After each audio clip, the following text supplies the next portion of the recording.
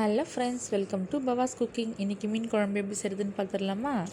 2 பெரிய வெங்காயம் பொடி நறுக்கி எடுத்து வச்சுக்கோங்க. 3 பழுத்த தக்காளி குட்டி குட்டி நறுக்கி எடுத்து வச்சுக்கோங்க. 2 கொத்து கருவேப்பிலை, 1 டேபிள் ஸ்பூன் குழம்பு மிளகாய்த்தூள், 1/2 ஸ்பூன் மஞ்சள் தூள், 1 ஸ்பூன் கடுகு, வெந்தயம், உப்பு தேவையான அளவு, பெரிய நெல்லிக்காய் சைஸ் அளவு புளி எடுத்து ஊற வச்சு கரைச்சி எடுத்து வச்சுருக்கேன். 1/2 கிலோ மீன் காணங்கத்த மீன் எடுத்து வச்சுருக்கேன். ஸ்டவ் ஆன் பண்ணி பாத்திரம் வச்சு 4 டேபிள் ஸ்பூன் எண்ணெய் விட்டு எண்ணெய் காஞ்சதும் கடுகு வெந்தயம் போட்டு பொரிச்சிக்கோங்க. நல்லா பொரிஞ்சு வந்ததுக்கப்புறமா நம்ம பொடியை நறுக்குன்னா வெங்காயத்தை ஆட் பண்ணிக்கோங்க. வெங்காயத்து கூடவே கொஞ்சம் உப்பு ஆட் பண்ணி நல்லா கண்ணாடி பதம் வர அளவுக்கு வதக்கிக்கோங்க.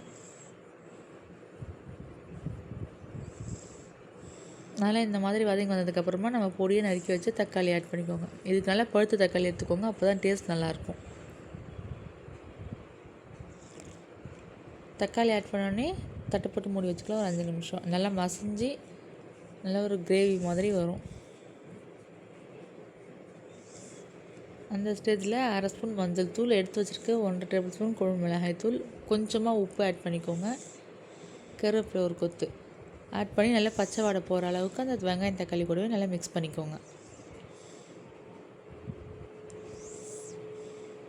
நல்லா மசாலாலாம் வெந்து எண்ணெய் பிரிஞ்சு வரும்பொழுது நம்ம கரைச்சி வச்சுருக்க புளி தண்ணியை ஆட் பண்ணிக்கலாம்.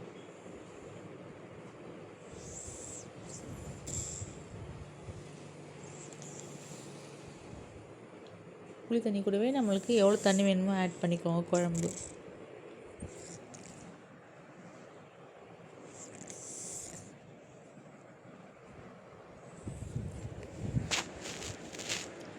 நல்லா மிக்ஸ் பண்ணிவிட்டு ஒரு 10 நிமிஷம் தட்டு போட்டு மூடி வச்சுக்கலாம். சிம்மில் இருக்கட்டும். பொறுமையாக மசாலாலாம் வெந்து நல்லா எண்ணெய் பிரிஞ்சு வந்துடும்.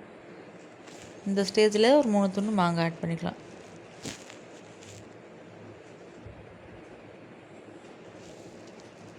மாங்காய் போட்டு ஒரு 2 நிமிஷம் வெந்தால் போதும். நம்ம க்ளீன் பண்ணி எடுத்து வச்சுருக்க மீனை ஆட் பண்ணிக்கலாம்.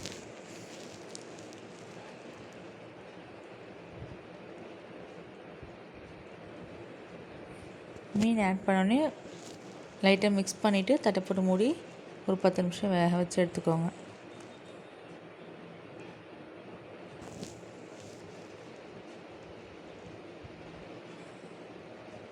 மீன் சீக்கிரம் வெந்துடும், அதனால் 5 நிமிஷம் வெந்தாலே போதும்.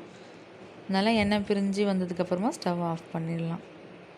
இதே மாதிரி நீங்களும் செஞ்சு பாருங்கள். செஞ்சு பார்த்துட்டு எப்படி வந்துச்சுன்னு கமெண்ட்ஸில் சொல்லுங்கள். இந்த வீடியோ உங்களுக்கு பிடிச்சிருந்துச்சுன்னா லைக் பண்ணுங்கள், ஷேர் பண்ணுங்கள், கமெண்ட் பண்ணுங்கள். மறக்காமல் சப்ஸ்கிரைப் பண்ணிக்கோங்க. பக்கத்தில் இருக்க பெல் ஐக்கனை கிளிக் பண்ணிக்கோங்க. அப்போ தான் நான் போடுற வீடியோஸ் எல்லாம் உங்களுக்கு மொபைல் நோட்டிஃபிகேஷன்ஸில் வரும். தேங்க்ஸ் ஃபார் வாட்சிங்.